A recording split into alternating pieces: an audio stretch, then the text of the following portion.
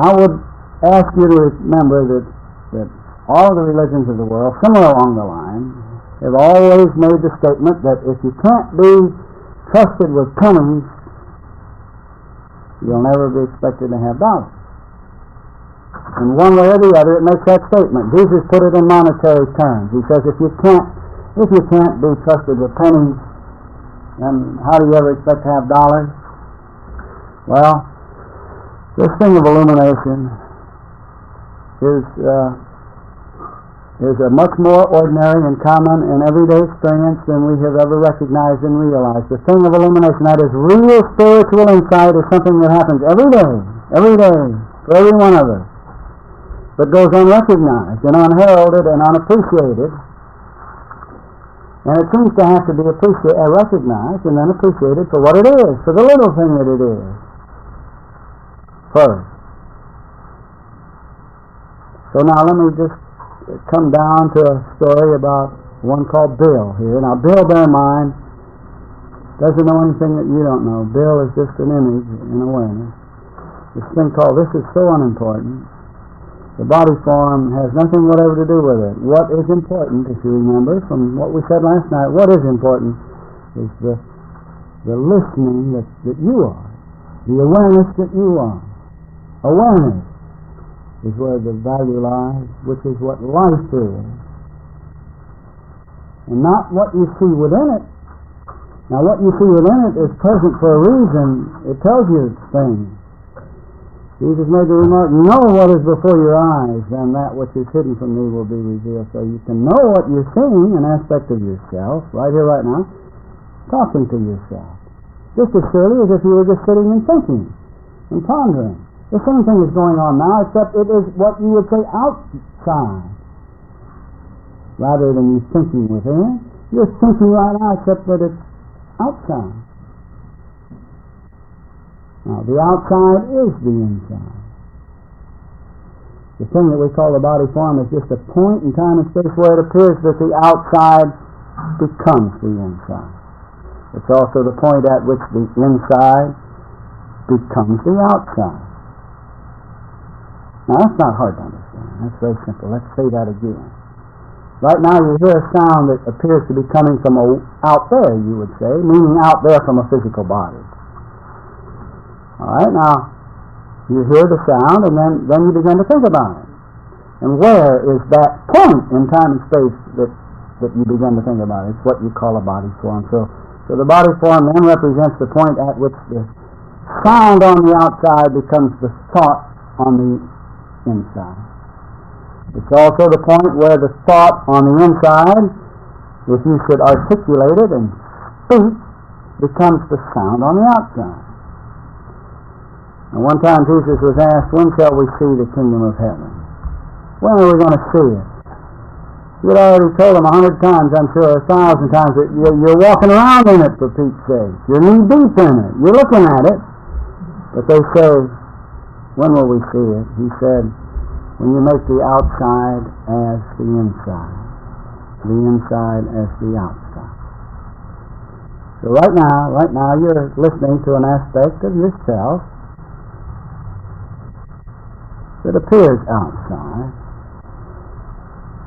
It seems that it's outside of a physical body, a point in time and space, but it isn't really. And why isn't it really outside? And why is the outside and the inside the same? Because now you're not identifying any longer as a point in time and space, as we pointed out last night, but you have lifted your gaze from the shadows to that which is the basis in being for shadows. You have lifted your gaze from the shadow of the tree to the tree itself. That is, from the belief of an identity limited in time and space to awareness, consciousness, life, which is self-evidently, right here, right now, all there is. All you've ever been is this life that is living presently, right here, right now, within which every sight that you've ever seen has been seen, and every sound you've ever heard has been heard. All right. So the outside and the inside right now are all one and the same, and you're listening to yourself, an aspect of yourself. Now, it's true, we can give labels and names to these aspects of ourselves. We still call them Mary and Bill and John and Jack, husband and wife, family, government, institutions, but now for once, from perhaps the first time, you're seeing that these labels are just labels that you've given some phase or aspect of the very self you are. Now, awareness is alone and by itself, and it's unchallenged, and it has no competition, and it isn't struggling, it isn't fighting, and it isn't contending, really. Of course, it doesn't seem that way, does it? It seems that, gee whiz, we've got a marriage institution or a financial institution that would place great weight on us and would tell us what to do and what not to do. It would seem that we have a body organization that would say, you're stiff and tired and growing old, or that it's unfulfilled and lonesome, filled with frustrations of one sort or another. This is how it seems. Now today, during the course of this day, we'll resolve some of those things so that we can understand them. We'll be doing what we have long been admonished to do and have long known we should do, to understand what is before our eyes. And then that which is hidden will be revealed. Jesus made a very beautiful remark. He said, I am not come of myself, but him who has sent me is true. That's what this little verse is. I have not come of myself, but him who has sent me is true. We can each make such a statement for ourselves. This awareness has not come of itself, this awareness that life is, but that which is being this awareness is absolutely true. When we awaken in the morning, we don't have to do anything to be aware. We don't have to stick a plug in the wall. We don't have to wind up anything. We don't have to pull a lever or throw a switch. Awareness is aware, effortlessly aware, continually aware. And the psychologist will tell you that even when you're sleeping, that awareness is quite aware. Even if you're unconscious, awareness is quite aware. Awareness goes on about its business of being aware all the time, without. By the way, what is this awareness anyway? Just what is it? What is it? Let's be specific. Let's know what is before our eyes, as it was put, and then that which is hidden will be revealed. What is awareness? This awareness that's aware, right here, right now. And we've never felt a thing except as this awareness that's aware right here, right now. All of the so-called senses, all mentation is taking place within and as this awareness that's aware right here, right now, and we've never been anything but it. Awareness is the functioning of mind. Mind. Now, mind functions. That is, mind would not be mind if mind were not aware. There would be no such thing as an unaware mind, a mind that was not aware, not conscious. So, to really be very literal here, in a most non-absolute way, we can say very quickly that awareness, this thing called life, all of this that's going on, all of this mentation is the functioning of mind. Of mind. Now, for myself, I would spell that mind with a capital M, and I would call it, if I had to call it anything at all, if I were forced to label it at all, I would say that that mind is God. God. Mind. Now this is not new, of course, because I think every philosophy in the world, major religion in the world, with one exception, makes mind and God the same. That is, they're synonymous terms. If one has to put a title on what cannot really be titled or labeled, called God. If you remember the old Taoist sage, he said, if I must call it anything, if I have to, I call it Tao, and I hail it as supreme. So we'll say now that for the sake of our talks that proceed from here, that mind is God. God and mind are all one God. Now mind is not inert and without purpose or reason, mind is living, alive. Mind is about the business of being aware, knowing. Mind is being self-conscious. It is cognizing itself, that there is nothing but mind or God, that God is all in all. God is all as all. Well, now, the young people will immediately say, well, prove it. Prove it. What do you mean God is all? That's just a bunch of words. How do you know? Make this literally, tangibly, practically applicable. Show me how God is all. Well, in essence, we did that last night. We pointed out last night that, after all, what's the only thing you've ever been aware of? Was it not awareness? Was it not? Have you ever been outside this awareness that's aware right here, right now? Has there ever been any sensation? Has there ever been any cognition? Has there ever been any hearing, seeing, feeling, or anything? It was not this awareness with which you live forever alone, as which you live forever alone. Alone really meaning all one. Not by yourself, not in loneliness, but all one. And if you can see, and it takes only an intellectual acceptance to see this point. Just all of a sudden you say, gee whiz, really, all one awareness. It's always been just all one awareness. Everyone I've ever seen and felt and heard has been this awareness I am, an aspect of myself. I have forever been looking at myself, hearing myself,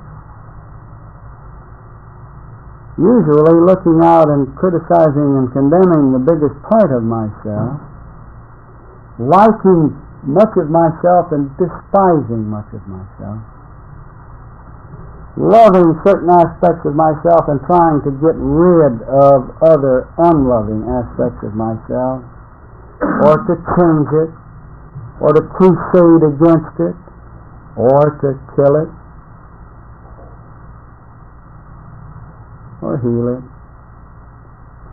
And so we've had an all-one, part of which we called real, and part of which we called bad, or unreal, or illusion, or something to be transcended. And all the while, we've had one awareness. We've lived alone as one awareness. Consequently, we have proof right here, right now, tangibly and literally, of one all-inclusive, ineffable isness, or God, or mind, for which this very awareness, that right here, right now, is aware, is the functioning. And it's the only awareness that you've ever been aware of, the only one you've ever been concerned with, and everything in it has been but an aspect of yourself. And suddenly you see that dominion is present as yourself. May I use the analogy again? Now, it does seem that people who teach along these lines teach There's nobody teaching. There's nobody about the business of learning. It's only a matter of self-discovery and self-cognition going on. But it does appear that we hear the same stories over and over and over. The real communication that will transpire as this morning proceeds will be a heart-to-heart communication and will have absolutely nothing to do with the world. It will be a jolt or a tingle or a gentle feeling of relief and release that you feel within. And this is the experience of illumination. It makes you feel like you're naked. It makes you feel like you have finally let go of some of the weight of the world, some of the fear, some of the frustration, and you feel suddenly like you're relieved. Now, it's not a feeling of exaltation, aside from the fact that you say thank you for the agony that's gone, that doesn't appear to be part of this experience. But it is not a grand elation at first. Once upon a time in my life, after having looked many years for this experience of illumination and never finding it, and after taking many metaphysical books and flinging them out the window and ripping the covers off of them and arguing with many teachers, because I could not find what I was looking for, and I had set my cap to find illumination. I said that this was a holy quest, and that no desire could be more beautiful and perfect than to find this great grand light of life that everyone was talking about, but I couldn't see nor feel nor understand, except intellectually. I was in a basement of a building, but I was more than in a basement of a building. I can tell you I was in the basement of despair, and all of you know what that means. We all know what that means. The feeling of anguish and agony and despair and hopelessness and helplessness, and I was sitting at a desk in a basement, and I could see out of a little window up high in the room that allowed you to see out on a sidewalk on the street, and there was a metal fence that went along there. Many of you have heard me say this, but just listen again and hear it again, and pretty soon you'll hear it all the way to the heart. And so here I am in the basement of despair, and finally I said out loud, Father. Now when I say Father, who am I talking about? Awareness, talking about the mind it is. I'm not talking about a two-ness, and this is not old theology you're hearing. When I say Father, I have reference to the mind I am. The mind being this awareness. I can't separate mind from awareness. So don't fall away just because I do in childlikeness say Father, thank you Father. There's nothing wrong with that, as far as I'm concerned. As long as you know what you're saying. So I said, Father, it's peace I long for. Peace I long for. Perfection I long to see. That's what I said. I said it out loud. I wrote it on a piece of paper. And then I said it out loud, and then I remember in almost anguish and agony, I banged the table. Peace I long for. All of a sudden it was just peace. I was willing to settle for peace. I was willing to give up this quest for the great grand light that was supposed to transcend everything and let me see the trees on fire, as I had heard about, or to see another dimension as I had heard about, or to transcend all materiality as I had heard about. But I finally just said, it's peace I want. If I could just come out from under the awful anger, just for a minute, that's what I was willing to settle for that. All of a sudden I quit looking for the dollar, and I would settle for that penny of peace.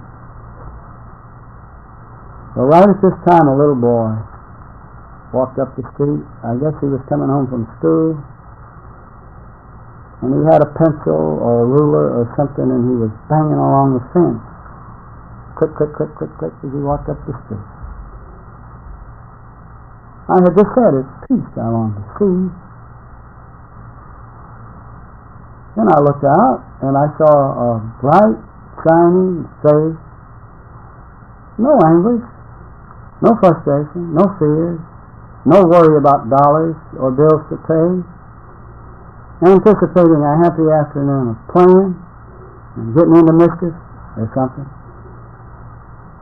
Probably figuring out ways to not do his homework. But happy as he clicked up the street. And for the first time it dawned on me that I had asked for something, peace I longed to see. When all of a sudden it occurred to me that there it was. I am seeing peace.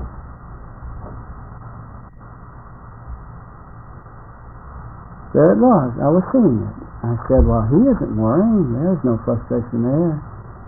At least there's no frustration. And after all, that is included within this awareness, so I've got at least a little speck within this awareness that is peaceful. Now, if I were identifying as that little body sitting in the chair, there was still agony in that little body sitting in the chair, but at least if I identify as awareness, I am looking out at the whole scene, and included in the whole scene was a little boy, another little speck, but there was a little bit of peace as it walked up the street, banging away on the fence. No fears, no frustration, no agony. And I recognized it, and I said, thank you, Father, because I felt like anguish and agony pouring out of my fingers. Now there are some of you here in the room right now feeling that, because I feel it. This letting go of an anguish and an agony that doesn't have any right to hang on. It has no authority nor power to hang on, and so it naturally falls away when we quit clutching it to ourselves and making a big to-do of it and saying it's something to be struggled against or fought against, or it'll fall away of its own accord. Just as surely as the shadow disappears in sunset, or just as surely as the shadow is all gathered together into a single little lump, right, that is hardly noticeable at high noon. Well, for a minute the anguish poured right out of my fingers. And I said, thank you, Father. But now listen, all of you, here's something that can be very practical in your faith. I took this big deep breath, and it was like the air was light. It was like you feel after you've had a good long game of tennis. The way that feeling of the air is very light and fresh. And you feel at peace with yourself. It's like you've just had a bath, or like you've been baptized, and incidentally, this is the meaning of the baptism. This is what it comes from. It's this very experience. It feels like you've been bathed with water. All of you want to know what the symbolism and symbology of the baptism is? This is what it is, and this is what is meant, and those who have really had the experience know precisely what I mean. As though you were bathed from head to foot with warm water, but what it is, it's the pouring away of frustrations and anxieties, and it's a sense of peace, just for a minute. It's a sense of the absence of the former agony. That's all. And it comes as a great change because you've been suffering, the agony is real, but suddenly the agony is gone, and it's really a void. It's really a void. It's an emptiness. But you're so happy for the emptiness that finally you'll say thank you for it, you know. Okay. That's what I did. I said, thank you, Father. And then, but with the old human predilection, what we all do, I then said, okay, now I feel great. I'll tackle these bills now that I can do it. And so I reached over and I grabbed them all, and now this was the thing that, as appearances go, this was the thing that had caused the heaviness in the first place, you see? And I stopped. All of a sudden I said, now hang on just a minute. Let's savor this moment of peace. Let's savor it. Let's don't forget it. Let's linger this time for a change. Why should I dive headlong back into the manure? So I did for a minute sit there And by this time the little boy was gone, but I began to see it again. And I saw it again. And this time I began to call to mind the qualities and attributes of the sight and the sound that I had seen. Not the physical sight. I would say, well, there was confidence, there was joy, there was youthfulness. And I took it out of the so-called material and put it into the qualities and attributes that scene represented. And lo and behold, this peace, this absence of anguish, which is what illumination is. Hear that again. The absence of anguish, the absence of worldliness, the absence of the belief and dream of materialism is what illumination really is. Not the grand presentation of some kind of a big blinding thing. The people that talk about this big blinding thing are only the ones that have had the most to drain away, and it seems by contradistinction, to use that word, or by delineation, it appears to be a big, tremendous thing, but it was the absence. And it lingered, it stayed with me for most of the afternoon. All right, but late in the evening, as it came time to go home, all of a sudden here comes that old spirit of heaviness back again. And intellectualism was back again, and I looked at those bills and I said, well, okay. And in this tangible arena, I've still got those bills to pay. In the tangible world scene, I still have the trials and tribulations. And I'm still stuck with all of that, and so the old spirit of heaviness seemed to come back. But I got up and I said, no, hang on, Bill. And having, as many of you know, this predilection for going out and walking and looking, I got up and I walked out and I started walking up the street. At this time, in my so-called metaphysical studies or metaphysical awakening, I was at that point where I was told to overcome desire. This was my spiritual exercise at the moment. And so believe you me, I would never look in clothing store windows because I couldn't afford what I saw anyway. And I would just walk up the street and look in the faces of people and look at children and look at flowers and look at the sky and all things beautiful, but I wasn't going to look at a thing that I thought that I might want. But for one reason or another, I, in a spirit of awful anguish, went over and I looked into a men's clothing store window. And down on the floor was a display of wallets, buckskin wallets, and they were all stretched out and they were all very flat, just flat. And I laughed out loud, and all of a sudden, immediately again, was that feeling of relief and relief. Now that doesn't mean that I had any dollars, tangible dollars, to pay the tangible bills. It didn't mean that anything had changed in my experience. Nothing had changed. But there was that sense of peace. Peace. Relief.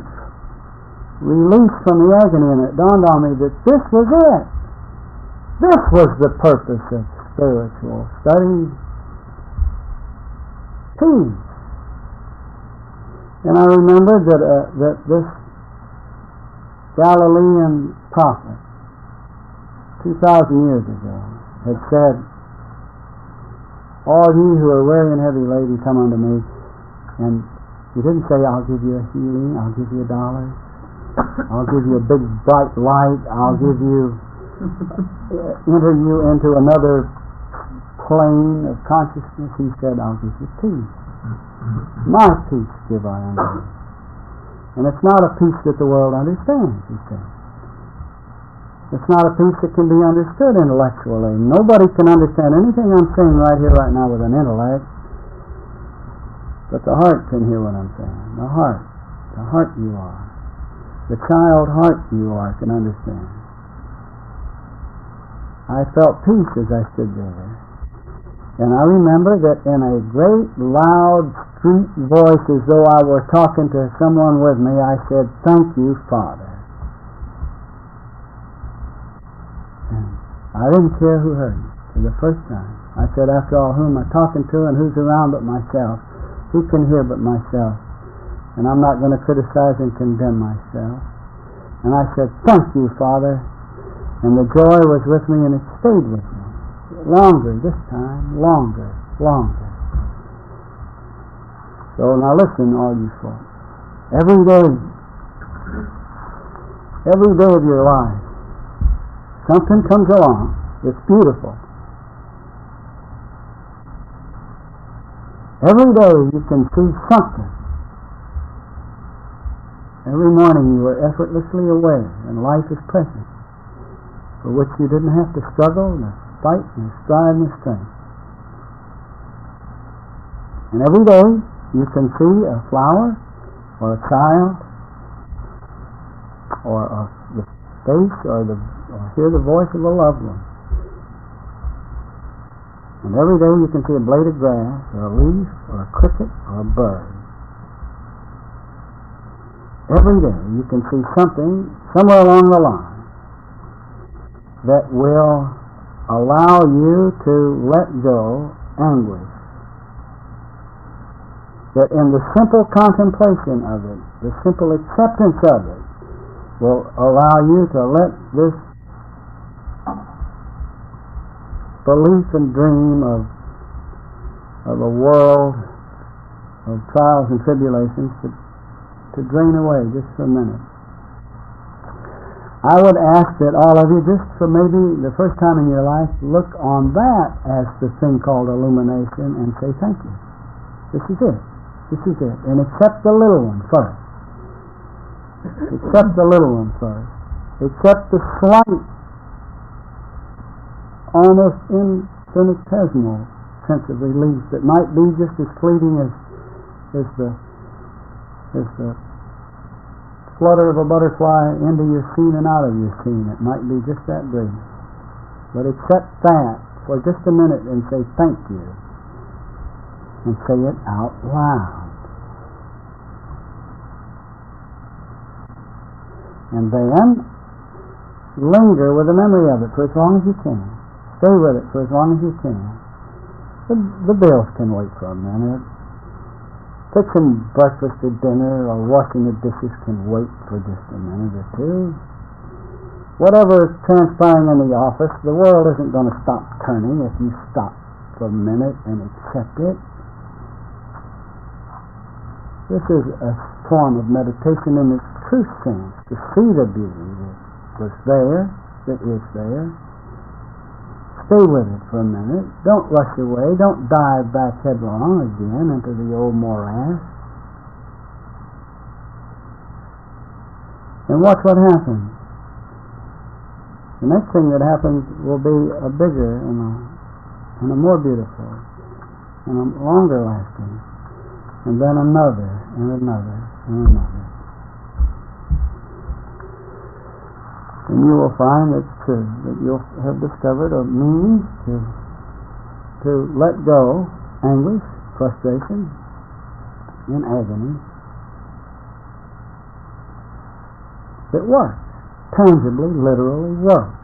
In a practical arena of people, places, and things. In this arena, right here, right now, that we call the world scene. Do you know that you're in heaven right now? Isn't that a dumb statement to make? I mean, the intellect, boy, what the intellect can do to a statement like this, but this is heaven you're in. Right here, right now.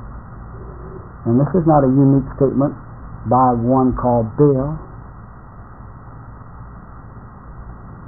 Go back and see what the so-called luminaries of history have had to say, and everyone will say that heaven is even now spread over the whole face of the land. But man, meaning the ones who believe that they are the grand custodian of this awareness that's aware right here, right now, that belief that we are an ego that must take care of awareness that's aware right here, right now. But men perceive it not. You're standing knee deep in heaven right now. You're looking at it. Who says that it isn't a room sometimes with people in it? And who says it isn't a freeway sometimes with automobiles on it? And who says that it isn't, that, to use an old expression, who says there is no dust on the balustrades of heaven? Who says that it doesn't include arguments with people back and forth? When we understand what those arguments are, they're not bad. When we understand what the discussions are, it's not bad. When we understand what the appearance of ignorance or lack, what those appearances are, they're not bad. He says that heaven doesn't have what appears to be dualism in it. Where did the idea come from that dualism has to be done away with? Doesn't have to be done away with. Let's just take that, let's just follow that for a minute. It comes to run with that. One time Jesus was asked, tell us about the kingdom of heaven. And so what does he do? He speaks of heaven as being a field of gleaming wheat. Now he's talking about heaven, bear in mind. The heaven that all of our theologians and philosophers and everything would tell us is just pure perfection, where there's never any anguish, never any frustration, never any appearance of lack or anything, never any appearance of evil, sin, sickness, or death, appearances of those things. That it's just got to be what a human has dreamt it up to be. It's just got to be that, you see. But here's Jesus, the Master, without question, saying, it's a field of gleaming wheat in which robbers have come. Robbers? What are robbers? How come the ministers aren't talking about robbers, in heaven? But anyway, they've come and they've sown tares. Tares in the field of wheat. Tares. Now, have you ever gone through a briar patch? I've been in briar patches, all of you have. But someone has put briars in wheat, in the field of wheat. Now how would you know what wheat really was if you didn't know what wheat is not and could never be?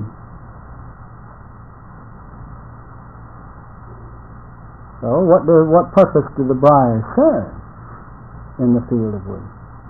The briars help delineate what wheat is. So we know what wheat is without question, without doubt, beyond intellectualism, beyond intellectuality, so that we know infinitely what wheat is. Wouldn't heaven be infinite knowing? Not limited knowing. Okay, now the predilection, everybody said, well, now let's pull up the tares and get rid of the tares. Let's heal them. Let's overcome them. Let's transcend them. Let's kill them or something else. And what was the reply? No, leave them alone. Leave them alone, because in the day of the harvest, that is when understanding is present on the scene. When knowing, which is what awareness is. You said, what is awareness? It's knowing. When knowing present, then we can separate the wheat from the tares, and one will keep and the rest will be burned away, like the agony that drains out of the fingertips and is gone, like the shadow that disappears, like the dream from which we awaken, it's gone. Okay, so Jesus then speaks of a heaven that appears to have trials, tribulations in it. All I'm saying is that right here, right now, you're in heaven. Lao-Tzu said, he who would try to improve, he says, the earth is even now a perfect vessel, and he who would try to improve it spoils. Hopefully, I can make this point so clear that the heart you are will accept it and understand it and buy it and no longer argue with it, no longer contend with it, no longer intellectualize yourself out of it.